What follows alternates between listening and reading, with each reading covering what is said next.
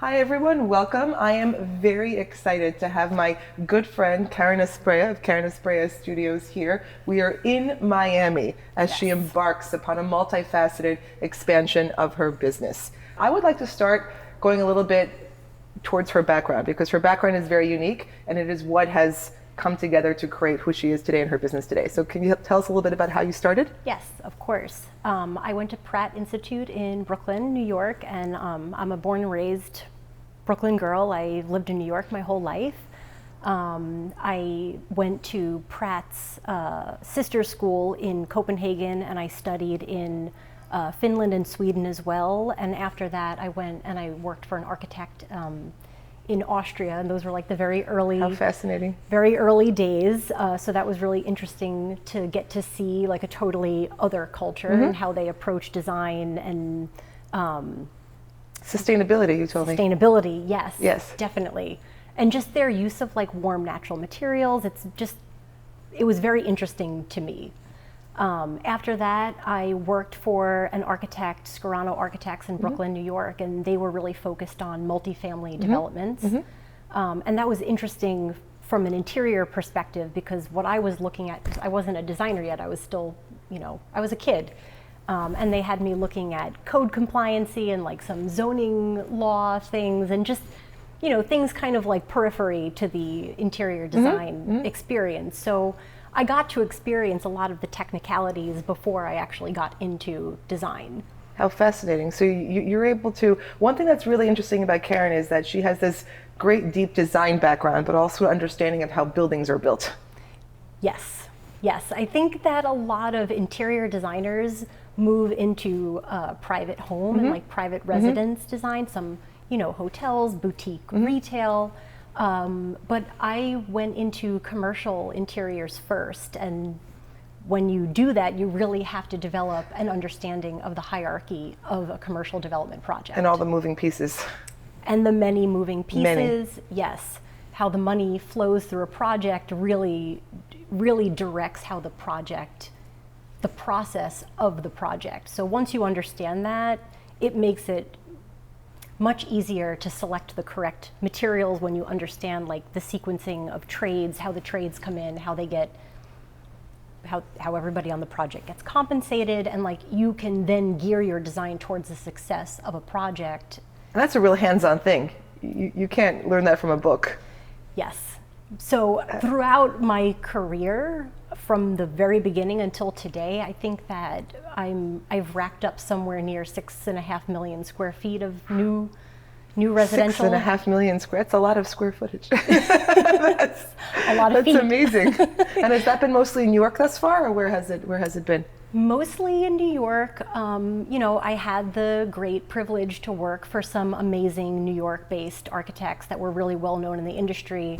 I got to understand the client base and how these developers operated. So mostly in New York, and then we started to branch out into New Jersey and Connecticut. Now I'm doing several towers in Miami. I just finished one in Sarasota. And then I have private clients in the Carolinas, in Connecticut, and here in Miami. And when you say towers here, these are multifamily buildings? Yes. Yes. Yes. Most of the projects that I'm working on are between 30 and 50 stories. So. And what is your responsibility in these projects, these 30 to 50 story projects? So the responsibilities kind of go outside of what the typical box, I think, is. We're designing the lobby and the amenity spaces and the residential apartments, as well as the corridors, elevator cabs, like anything that is front of house, public facing, part of the experience of the building. But I like to take it a step further and understand the competition within the market that I'm designing for. So I like to look at other buildings that would be considered competitive to whoever I'm working for, like whatever buildings that I'm designing at the moment. So we really kind of delve into the marketing, branding, coloration, scenting, like just how to set that building apart. Exactly. You see what the standard currently is and you're elevating it. Exactly. Fair to say? I think so. I think so. I think so. And I think you're able to do that because you have both the design experience and this construction experience.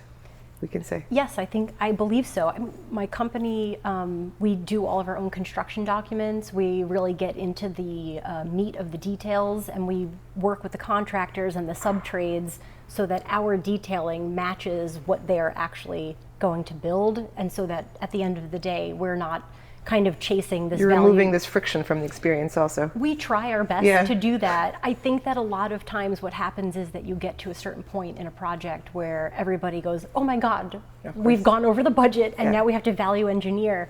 And I hate the term value engineering. I want to say that I'm value adding, like we're bringing value, and the value of that is that we don't have to go through this reduction of scope and scale and beauty of the project when we're 3/4 of the way through. Right, understood. My brand, my studio is set up so that we get to collaborate with all of these like larger architecture firms. We're a boutique studio. You know, we have 8, 9 people maybe, like if we have to bring somebody in for some, emergency, but we really are set up to collaborate with bigger. That shift that's happening. It is a shift that is happening. Because you're not doing this in some other place. You're not doing it in Ohio. No. Not to say anything bad about Ohio, but she's not going there. No. It's all part of the flow. It is part of the flow. I think that there's been a tremendous flow of creative energy into South Florida, specifically Miami. I know that COVID certainly impacted a lot of New Yorkers. I know this like on a personal level as well.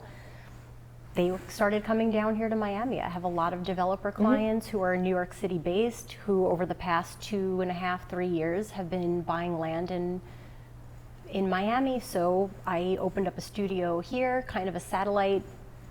For now, we're going to expand that into... You're part of the wealth and talent migration, this thesis playing out. I love it. That's case in point, so, everyone. Right?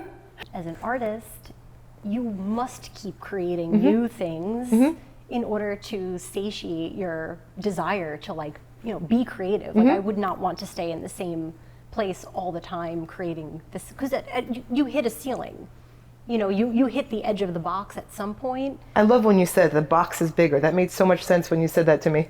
That's exactly what it is. The box is bigger, and I think that as you continue, if you are open to continuing to evolve as an artist, the box continues to get bigger and bigger. Right, and this is the next iteration of what you're doing. Exactly, and we're so excited to bring our level of precision, expertise, and everything that we've done in New York here to Miami, and to work with the developers here and create something really curated and bespoke for this market. You told me something interesting once, that there's a difference between someone who is a designer and somebody who has this construction background when they come and they undertake a project of doing a house. Yes. So I know that a lot of people, when they're doing their own private homes, a lot of times people will hire a decorator. A decorator, that's the word, yes, okay. And what decorators do is incredible. They can take a built space and they will outfit it with accessories and furniture and a lot of soft finishes that just, they finish off the space, and they pay attention to the lighting and the detail, and everything in the space that you would touch and hold and sit on. Pillows. Yes, exactly. Yes. all of the softness and all of the organic shapes inside of an architectural space. We do a little bit more than that, where we're getting involved in the architecture and the constructability of the homes and the buildings that we work on. What's the 6.5 million square feet that you've done in the past? It's mind-boggling. That's where it all comes together, I think. Yes. After you've done it a few times, you can kind of go on a vibe. So where things go. You're like, oh, I know where that, that riser pipe is going, and it'll affect this apartment over here. So well, it lets you see things others don't see. Well, I think that people bring in interior designers who have a stronger construction background because we see what they can't. Right. You know how things work. Yes. Yeah. Yes, exactly. We understand the inner workings of the building, the HVAC systems. Oh, that makes so much sense to me. And having that in your head will allow you to take that framework when you're designing. Exactly. Exactly. So our design work goes beyond being ornamental in a sense. And it's holistic to the land that it sits on and not the space that it sits within. That makes sense. If that makes sense. That makes a lot of sense to me because you see it, you know what's behind it. Right, exactly. And sometimes we renovate large scale condominiums, like 10, 15,000 square feet. We're doing one North Miami right now. It's a full gut renovation, but it's inside of a 50-story tower. Right. So with the knowledge and understanding of how these towers get built, it makes the process of designing the renovation a little bit easier. It makes perfect sense. And also explaining to the contractor what needs to happen, and like writing The tradespeople, the whole thing. That makes sense. Well, there's much more flexibility with the budget, of course, and then we can bring in materials that are extremely rare sometimes. We can use materials that we don't get to use on... Sounds like more of an art project. Yes. Yes. Yes. And there's a little bit more freedom with the timeline. Most of the people that I'm designing for, it's their second, third home, vacation home. So it's not like they're in an extreme rush to like move in. And it's not a business. Exactly. It's not a business. And also like hearing the family stories and designing for a whole family is a much more personal experience than designing a multifamily building. Because when you design multifamily, yes, the project needs to be bespoke and it needs to be competitive in the market, but it also needs to appeal to masses, right? Because if you have 300 or 400 there's a utilitarianism that has to go into them also. Exactly. At scale. At scale, exactly. The design needs to be scalable, it needs to be elegant, and there needs to be a timelessness to it, because these investors, developers, they're making a large investment in an asset that they're going to hold for an extended period of time, and the lifetime of an interior of a new building is between 12 and 13 years, and so we need to be cognizant of that. On the private home front, you're creating a masterpiece for a family. Exactly. I mean, most of my work is coastal, like on the coastline. Yes, correct. And of course, one great thing about Miami that it's so obvious to me when I look at the map, then the trajectory of the city's growth and the speed of the city's growth. We have all this waterfront, zoned for single family waterfront land that is essentially within the urban core of a rapidly growing city. And when I look at those maps, it's a little bit mind-boggling, because you see how fast the city's growing, and it's like buying on Central Park West 80 years ago. Right. No, you're right. It's there. It's on the water. Downtown is right there. The ocean's right there. I'm looking at it and I'm like, this is amazing. It's an incredible market. Yes, and it's early days. This is the thing. It's very early days if we look at the speed at which the city is growing. Right. And it's like, you have residential zoned, single family land, waterfront within an urban core. And this is something we've spoken about together previously, and I agree with you 100%. Exciting. It's super exciting. I hope that more people, come into Miami and, start to understand this about Miami. It's like, you can have a beautiful home right on the waterfront and be 15... Park your boat in front. Park your boat and also be 15 minutes away from the center of the city. And 20 minutes from an international airport. Right. That has the most direct international flights of any airport in America. And it's like you go from your waterfront home to that. Right.